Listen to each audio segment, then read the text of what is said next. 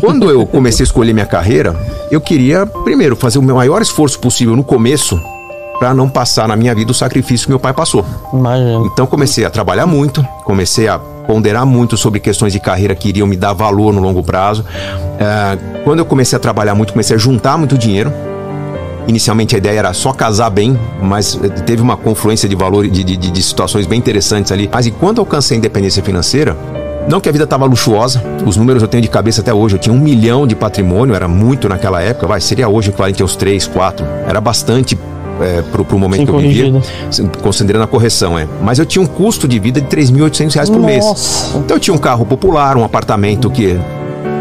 um dormitório e meio, um dormitório, um escritório, era o suficiente, eu podia parar de trabalhar.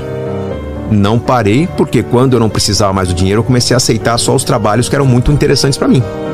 Comecei a dar palestra de graça, comecei a escrever livros que eu não esperava vender, comecei a preparar apostilas de cursos que eu poderia lançar no futuro, mas que se não lançasse, pelo menos era um conteúdo organizado. Então eu comecei a me dedicar a multiplicar.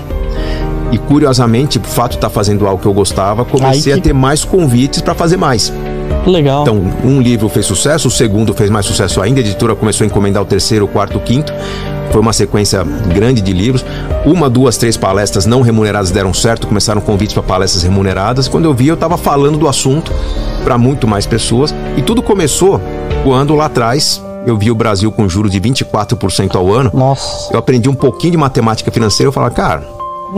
a conta não fecha, com né? esse juro, se a pessoa cuidar um pouquinho da inflação, se ela administrar a inflação, ela ganha tanto dinheiro no Brasil e não dá para ganhar esse dinheiro nos Estados Unidos, no Japão, na Suíça, na Alemanha. Por que as pessoas não aproveitam? Por que o produto de crédito mais utilizado no mercado é o cheque especial? Então, por não me conformar com aquilo, eu comecei a fazer barulho. Entendi. Alguém me permite dar uma palestra para 30 pessoas? Eu vou. Tem um programa de rádio, aonde? Oeste de Santa Catarina. Quanto que é a audiência? 3.000 pessoas? Eu vou falar. Vou. Me permita falar, porque eu tenho uma ideia aqui para as pessoas mudarem de vida. E com isso eu fui construindo uma reputação bastante interessante. Não era o dono do saber. Cada livro que eu escrevi era respondendo às críticas e dúvidas dos livros anteriores, mas eu fui amadurecendo o meu conhecimento. Meus leitores dizem que meu melhor livro é o livro mais recente, A Riqueza da Vida Simples, em que eu faço um convite, não é o que eu trouxe para você. Que eu já ganhei o livro, gente. O Cartas a um Jovem Investidor é um livro que eu lancei em 2008. Aí ele ficou velho, já não era atualizado, eu reescrevi ele para lançar agora. Mas livro original eu escrevi no pouquinho antes da pandemia, A Riqueza da Vida Simples, falando da minha experiência sobre uma casa sustentável, falando da lógica de que, puxa, se eu não consigo bancar minha vida, tem muita gente correndo atrás de renda extra. Mas renda extra, às vezes você tem um filho em casa. Vai deixar seu filho sem a sua atenção?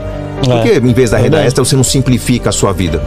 E aí eu fiz um laboratório. Minha casa de campo nada mais foi do que um exercício de um estilo de vida. A palavra técnica é sobrevivencialista, né? Um estilo de vida que eu não dependa de governo, não dependa de ninguém. Se acontecer uma hecatombe ali, eu consigo plantar no meu sítio, eu consigo criar galinhas e não preciso pagar água, não preciso pagar energia, não preciso de ninguém cuidando do meu esgoto, né? É um sítio autossustentável. E curiosamente, na ponta do lápis ou na linha da planilha, aquela casa de São Roque que as pessoas veem na minha rede social, um terreno de 6.000 metros quadrados, eu consigo pôr 20 pessoas dormindo ali, é uma casa que me custa 1/8 do meu apartamento no centro de São Paulo. E é um apartamento, legal, bom padrão, 200 metros quadrados, mas é um apartamento normal. E é 1/8, né? 1/8. Se eu vender um apartamento, o que eu gasto em 8 meses da minha casa empata com 1 mês do apartamento. Então é assim, estamos falando de uma casa a 55 quilômetros do centro de São Paulo. É pertíssimo, né? Então, muito perto. Quantas pessoas não lamentam que, puxa, estou me sufocando com um aluguel aqui na comunidade, na favela? Estilo de vida simples, cara, mas às vezes se deslocar um pouquinho pode significar você ter uma casa que permite plantar um pé de fruta, permite plantar alguma coisa que você... suas alfaces, ter qualidade de vida, ter espaço, ter onde receber os amigos, a família, né? Ter uma vista e se deslocar um pouco mais para o trabalho, quanto? 10 minutos a mais. Ter essa mobilidade geográfica faz uma diferença muito grande. Então, a essência da Riqueza da Vida Simples é parar e pensar o seguinte: você ganha pouco? Onde que as pessoas que ganham o que você ganha vivem bem? Verdade. No Brasil, uma família que ganha 2.000, 3.000 reais por mês no interior do Piauí e Maranhão, às vezes está com uma casa à beira de um lago, de um rio, está pescando, está vivendo bem e está sem dificuldade alguma, pagando até plano de saúde. Ou, se a questão não é o quanto você ganha, mas onde que as pessoas que fazem o que você faz estão ganhando mais, porque a sua atividade é escassa. No Brasil a gente tem pouca mobilidade geográfica. As pessoas só pensam em ir para as grandes cidades. Verdade. Agora que começou um movimento, as pessoas entenderem que a gente tem praticamente um país novo ali no centro-oeste brasileiro, né? Toda uma riqueza sendo construída, uma escassez enorme de mão de obra. Falta gente em grandes, enquanto a gente fala grandes cidades, né, do centro-oeste, pega a capital do agronegócio, tive há pouco tempo em Sorriso, no Mato Grosso, tem menos de 100 mil habitantes. Nossa. Você vê, tudo ali é prosperidade. Aí você vai falar com o empresário e fala, falta um funcionário para minha farmácia, falta um funcionário para minha loja, falta um técnico para a tecnologia da minha empresa, falta um segurança, falta um pedreiro, falta tudo. Porque a cidade é jovem, né? E as pessoas que estão faltando lá estão disputando espaço. Uma cidade que está saturada, pagando pouco, custo de vida alto, sem qualidade de vida alguma, obrigando a pessoa a viver numa periferia às vezes violenta, né? Porque a violência surge onde as pessoas desistem do Estado, né? E começam a seguir as leis da milícia, do traficante. Então, o Brasil permite qualidade de vida, mesmo ganhando pouco. O Brasil permite ganhar muito, mesmo fazendo um trabalho simples, desde que você tenha essa visão de ampliar um pouquinho o leque de oportunidades. E, inclusive, né, eu fiz um videozinho falando assim, ó, uma pessoa que ganha hoje, pra morar sozinha, tinha que ganhar uns 3 mil reais. E eu recebi várias mensagens, assim. Algumas pessoas falavam, Luan, você tá louco, com esse dinheiro eu não consigo sobreviver. Não consigo viver, só sobreviver.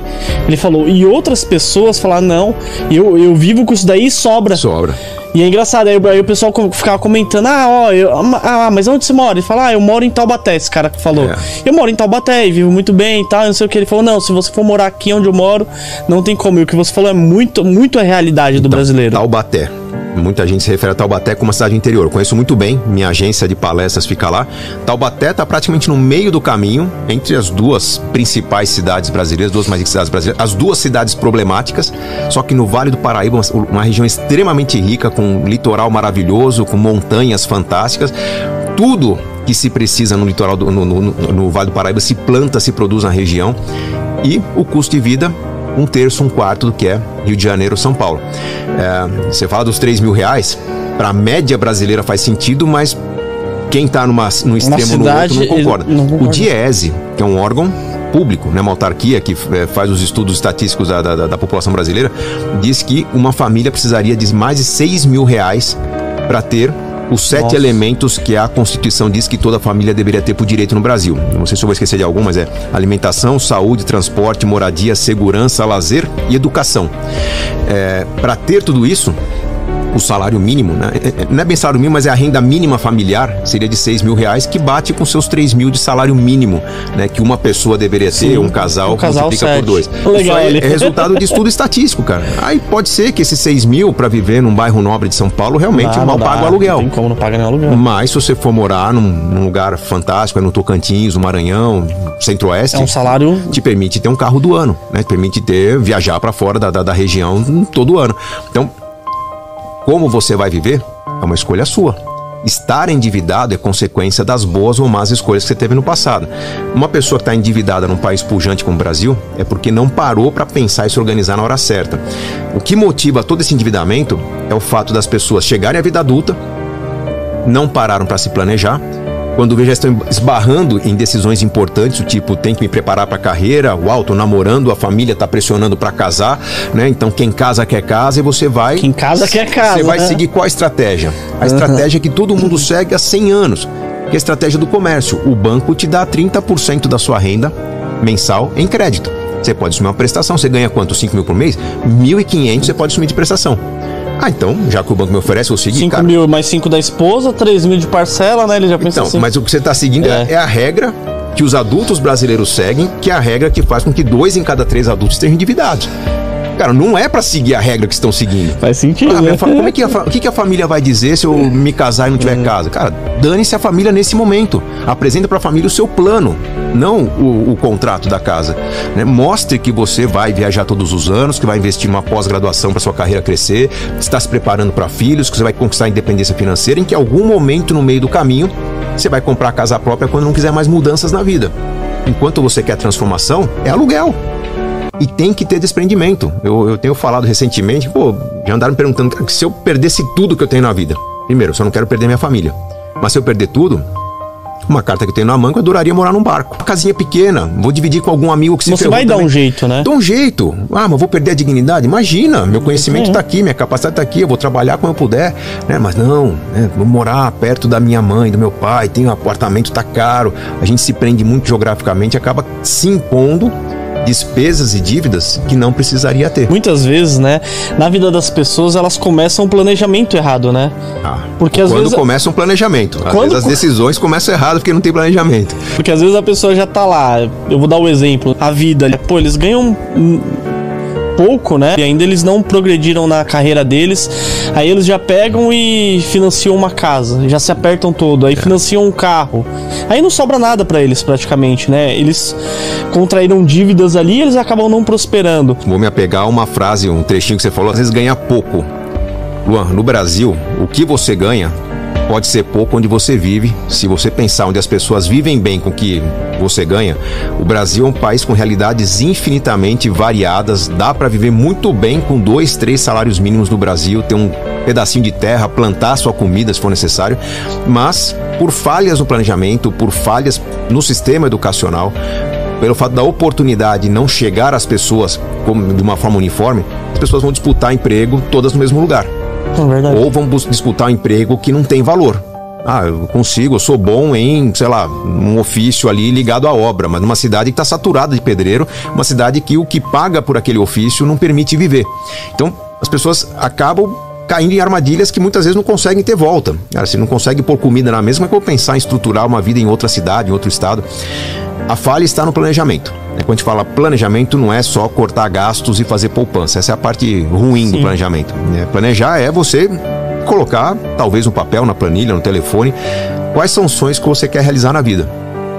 Quanto custam esses sonhos? Para 100% das pessoas, qualquer sonho ambicioso vai ser impossível no momento que você começa a planejar. Agora, se você tem um plano do tipo, olha, eu ganho 1.000 por mês, eu deveria poupar 1.800 para realizar esse sonho daqui a 10 anos. Se você desistir do sonho, obviamente que daqui a 10 anos você não tem nada. Se você começar poupando não 1.800, mas 50 por mês, você vai ter um pedaço do sonho sendo construído. E ao longo de 10 anos, você pode melhorar o seu conhecimento, ir se aprofundando no assunto, descobrir formas diferentes de realizar seu sonho. Vamos lá, pode ser uma viagem, você acha que não consegue pagar a viagem, mas se você organizar a viagem para outras pessoas, você ganha a sua como comissão daquilo que você fez. Você pode não conseguir comprar uma casa, mas de repente, se envolvendo com um negócio imobiliário, você consegue comprar um terreno e construir uma casa. Então o planejamento é, vamos dizer, é uma espinha dorsal, uma referência do caminho que você tem que seguir para chegar no objetivo. Como se fosse uma viagem. Eu quero ir de São Paulo a Salvador. Você vai como? De barco, de avião, de carro? Você sabe que tem um caminho a seguir. Você pode começar de ônibus. Se no meio do caminho você encontrar uma carona, você dispensa o custo do ônibus no meio do caminho e vai de graça. Se você não tem um plano de ir a Salvador, um dia você vê na internet que alguém pode dar caronas para ir para Salvador, você fala, pô, essa ideia é legal. Um dia eu vou para Salvador. E nunca vai. Você nunca começou o projeto. Então o que os planejadores super ricos fazem? Primeiro, entendem qual que é o cenário que a pessoa está, já vê o orçamento da pessoa, o padrão de gastos, as frustrações da pessoa, quanto está devendo, e esse planejador, conhecendo bem, vai ajudar a remodelar. Vamos redesenhar essa vida? Vamos colocar qualidade de vida, mais lazer no curto prazo? Vamos realizar um sonho de curto prazo para a família perceber que tem um porquê de fazer algum sacrifício? Vamos fazer uma viagem daqui a 2 meses? E aí quando a família começa a entrar no ritmo de pequenos sacrifícios para pequenos sonhos, começa a fazer médios sacrifícios para médios sonhos, grandes sacrifícios para grandes sonhos, começa a celebrar mais. Então o papel do planejador é olhar com uma visão técnica, conhecendo produtos financeiros, de dívida, crédito, investimento, conhecendo sobre a lógica do planejamento, começa a ajudar a redesenhar a vida da pessoa para que daqui, não 30 anos, daqui a 6 meses, ela esteja em uma condição de consumo mais feliz e com a certeza de que os sonhos de curto prazo, médio prazo, longo prazo vão acontecer. O Brasil tem muito a ser explorado. Eu, com 24 anos de profissão, vejo ainda que 2 em cada 3 adultos estão endividados no país que tem os investimentos que nós temos. Verdade. O sistema financeiro moderno que nós temos, o potencial de crescimento que nós temos, a volatilidade que nós temos, que volatilidade é lucro. Se eu tenho um ativo que vale 10, mas num mês ele vale 8, no outro vale 12, para muita gente despreparada isso é dor de cabeça. Para quem está no mercado, isso é lucro. Verdade. Eu posso ter um ativo que vale 10 durante 20 anos, mas se tem volatilidade, eu faço lucro na volatilidade. Barato, eu estou operando, sobe e desce. Então, o Brasil ele tem condições sem igual no mundo. Não existem condições tão interessantes quanto o Brasil de hoje para se investir. Só que nós temos 2 em cada 3 adultos endividados. Estão usando os juros da nossa economia contra sua riqueza e não a favor. A gente poderia reverter isso num prazo não muito longo. Estou otimista. Nossos filhos... Você tem filho, não? Tenho. Eu tenho uma filhinha de 1 ano e 7 meses. 1 ano e 7 meses. Eu tenho 3 filhos, já todos adolescentes, mas meus filhos já têm educação financeira na escola. Sua filha vai ter também. Então, daqui a 10 anos, o consumo brasileiro, o crédito brasileiro, o investimento brasileiro vai ser muito diferente do que é hoje. Um mercado muito mais robusto, muito mais equilibrado, muito menos volátil, mas até lá... Melhores escolhas, né? Sem dúvida alguma. Nós temos mercados virgens, né? O agronegócio ainda é um negócio de poucas famílias, né? Agora começou um pouquinho de fiagro, né? Um ou outro investimento. Você tem que ter pouco mais de volume para operar as commodities, né?